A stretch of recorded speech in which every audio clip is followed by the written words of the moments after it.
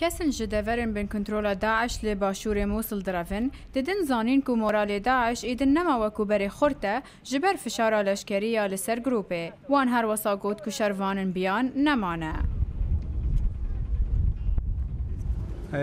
بالفترة الأخيرة ما عاد نشوف المقاتلة. أفدما كتش شروان بياني نابينين. همي رابين برانيا وانبارين خواستاندن برف سوريا و ليبيا و چون. پنابرن لکمپا دیبگه لهرما کردستان لسر زحمتین جیانا خود آخوون. پرانیا زحمتین اول راستین جشر لموصلية و هر وساطن دو تجيا داعش. لا بالبداية أول شهر زمان ماكو.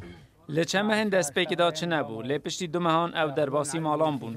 خلق دیگرتن و سر جده کرن. پشتی ویوان کاغذا بچوک با مالباتن هنارتن تدا نویسی بو که او کسی ده مالبات دا هاتی کشتن.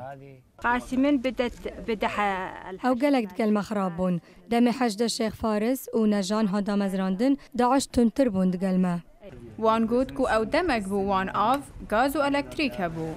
طبعا هم كان عندهم خوفان يعني جربناهم. هلبت او دترسن مجي او ترسديد دم ما او لسر جاده ديتن گندگ لنيزي كي ما هات رزگار كرن لي دي سوان قد نما جمالت خودر كفن جبركو اما اینا لمالين هوا وشيري داعش ايدي نامينه او بداوي بين از سپاسیا سرک اوباما دکم و هر دو روینوی ماچی دکم.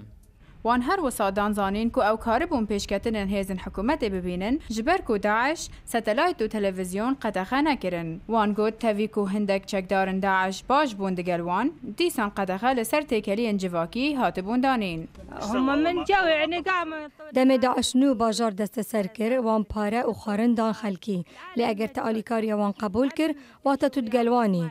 چک دارن داعش گلک دور لعراق جدست دانه و دبن فشارک مازن دانه جالیه هیزن عراقی و کرد. هر وسا هیزا چک دارن داعش لموصل هدی هل دوشه. على الله. ما هي في أخوال سر خود داني. چه تشتهبو مدخار. من جزاركن خود گود اگر خار نو منبید چه جارج خلکی نخوازن. ام دی دستی خود دانه. لگور آژانسا پنابرانیا نتوینی گرتی جمعه سیدا نزیکی 45,000 کس کوچبر بونه و دوان چند هفته این بوریدا 4,000 کس گهشتنه کمپا دیبگه. راویندوسکی دنگ امریکا.